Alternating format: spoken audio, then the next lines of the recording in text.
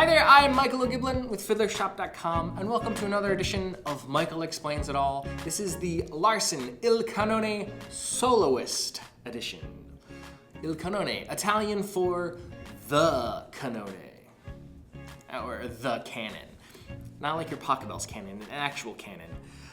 Why cannone, you may ask? Well, I'm going to explain it to you. That's the point of this episode, is that Il Cannone was the nickname of the violin that Paganini played. It was a Guarneri del Gesù. It was made in 1743, I believe. And most people will call their instruments, they give them nicknames like very cute and pet names like Emmeline or Giuseppe. Makes spending time with an inanimate object a little more personable. And maybe that tells you something about Paganini, that he nicknamed his the Cannon. I feel bad for his dog. It was named like the Tank, or like, I don't know, Harry maybe. That'd be a good one, right? It's kind of descriptive. Anyways, all right. What do you need to know? The Il Cannone do come in two different tensions, and I like that Larsen, a Danish company, separates them into two different products. There's medium, and then there's soloist. A lot of other companies just have like lots of different options. You can select your tension, but it's nice to just think about these as two different options, two different products. What I'm gonna do is talk about them for a little bit. As you can see, we can keep this banter going as long as you'd like, or skip ahead if you want. I mean, I'll just play them for you to show you a little bit of side by side. I think I'll compare these against the Evah Pirazzis. In short, if you just want the good stuff, like just get to the meat and potatoes here, Michael, these are fabulous strings. They're not cheap. They're, at the time of filming, about 85, 90 bucks. So they are right up in the same category with the Vision Titanium Soloists or Titanium Orchestras, Evah Pirazzis, Obligatos. They are running with the big dogs and keeping up. Very nice set of strings. They're very bright, silvery, but they also have a very nice, developed, kind of sophisticated, I believe I read once, somebody said it's a noble sound. It's a very noble description. And yeah, very powerful, very focused, kind of a lot like the Evah Pirazzis. Maybe, I think they had to have just a little more color, which could be perceived as good or bad. Something I do find interesting is all these charts and graphs that have strings and where they put them. A lot of times, so this book doesn't even have the Il Cannones on because they're a relatively new string, is that they put them like it's a very focused sound. Okay, I'm very, very impressed with just the power, the punch and the focusedness that they have. On the other side, the other alternative, they always say like broader harmonic spectrum, which is very nice and very lovely, but also sort of implies like it's fuzzy or it's subtle or there's not a whole lot of, like, it's not focused. Like, equally, you could talk about a focused sound as being shrill or like, I don't know, I guess you could say thin. Sometimes people perceive focusedness as being thin, and it doesn't have like all the capabilities of a broad harmonic spectrum. So, and then on the vertical graph, this is just how Larsen does it. Some other string companies have different subtleties or bright or dark, different words, descriptions of how they categorize them. It's very brilliant and not warm. I don't know, but so these are just like, choosing a string is a little bit of a compromise. You kind of, we do want some warmth and we want some brilliance, but you got to choose, okay? You can't have it all.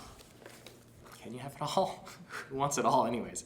No, so that's why I love talking about strings, that you can pick a string that you think you want to either complement your violin, whether that mean, and that could even complement is a little bit of a strange word. Does that mean you're gonna like correct your violin, or do you want to keep going? Like, if you have a brilliant violin, do you really like that brilliant violin sound? Do you want to keep going brilliant? Check out the Larsen Il Cannone. In that case, if you have a warmer, kind of muddly sounding violin, yeah, cannones are going to be they're gonna really open up, really project. But if you are looking for something a little warmer, a little darker, a little more mellow, don't really like that shrill violin sound, you know, at least get the mediums. Don't do the solos. The difference is the mediums are described as being an open, colorful, and rich, but then the soloists are, you know, a fuller, kind of bigger, more projection, more presence, just bigger, badder, you know, stand out above the orchestra kind of level playing. What are they made of, you may ask? So the E, and I again appreciate Larsen just keeping it simple here, because there are lots of strings have just way too many options to choose from. And you're like, what's the difference between the aluminum wound and the silver wound? It's just like there's only one option to choose from. But if you want to know, the E is a carbon steel. Nice, just keep it simple. Don't do any of that gold-plated business, all right? And then the A, D, and G are all synthetic core, so synthetic core strings. And the A is wrapped in aluminum, and the D and G are wrapped in silver. So very nice, all great stuff. They do have, okay, now I maybe spoke too soon, that they do have an option of the E string. You can get the removable ball and string, or they do also now offer a dedicated loop end or dedicated ball end. I don't really see why this is necessary. It's not going to make, lots of times your fine tuner can accommodate both. Sometimes. It actually, never mind. Ignore that last statement. As I looked down, I looked at this tailpiece and I was like, oh, it will only accommodate a ball end. But if you had a removable ball end, it's fine. Just deal with it. You can, and if you need the loop end, just take the ball end out. It takes like 2 seconds to do that. I'm gonna play it. Show you what it sounds like. All right, that sounds like a good time. Here we go. I'm gonna show you underneath here, there's a graph of all the frequencies that you're hearing. It's a little bit scientific. It's just some pretty colors too, if you don't want to think about the science.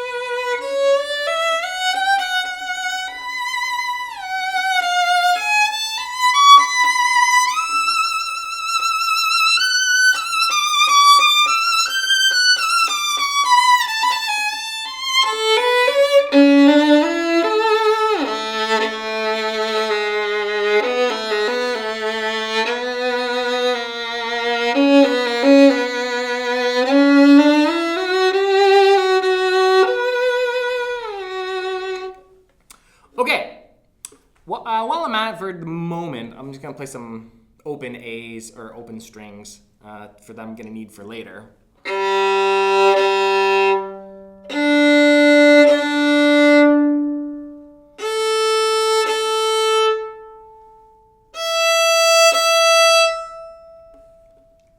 All right, let's talk. Very powerful, really like immediate kick. So I love that.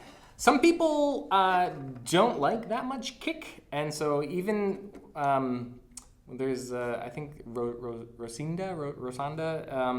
is an artist in Romania. She uses the soloist E, but then mediums for the lower 3 strings, just to give you that like nice punch on the E string. But really, I don't know that you need to do that, because all the other strings are very well balanced, and by that I mean like they all sound very close together. When you play like,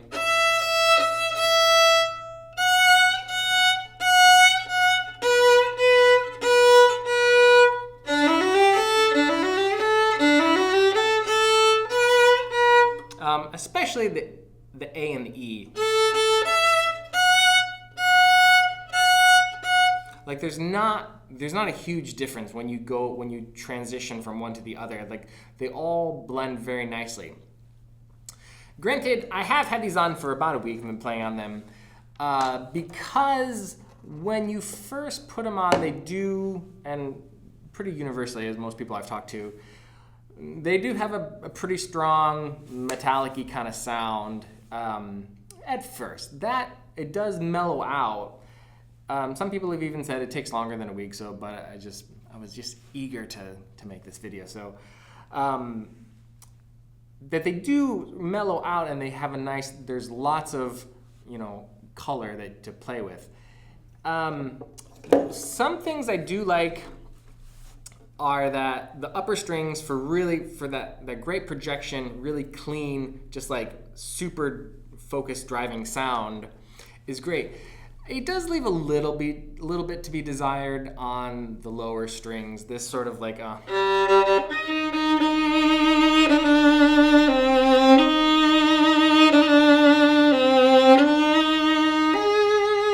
it's so focused. Like in some ways, like that's awesome. Like that kind of that focusedness, and being able to still have the depth and still being able to, project so cleanly is really rare.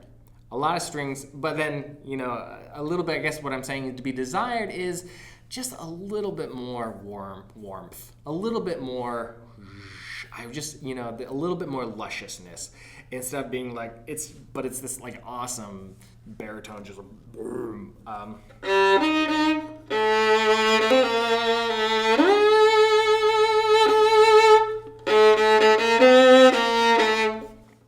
Again, I should say, so this is not the world's most expensive violin. This is the Fiddlerman Artist Violin and Holstein 2-star bow. I have links in the description below. And so some of it is like, yeah, this violin, is not the world's most expensive violin, but I wanted to make all these videos using this violin to show that it is accessible and even show that like what different strings can make on a $500 violin. You don't have to have super $1 million instrument, or that. But then again, does it make sense to put strings that are 1/5 the price of the violin on a violin like this? I'm not sure. Maybe instead you could save up that money and buy a more expensive violin, because that's going to have a bigger impact than changing the strings. But of course, it doesn't mean like you shouldn't have nice strings on your violin. So that's something to consider, how much you're really willing to spend on strings versus it might be nicer just to save up and get a nicer violin or a nicer bow or a nicer case. I don't know. Or just go out to eat more. Anyways.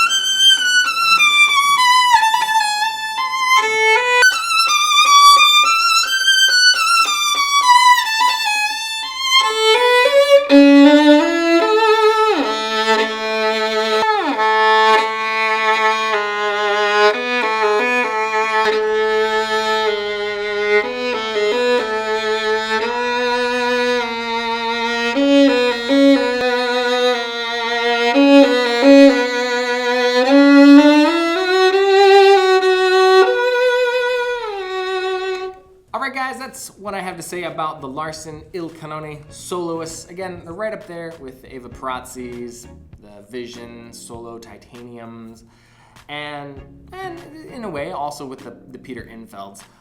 I think they're not quite as clear and brilliant as the Peter Infelds, but have a little bit more color.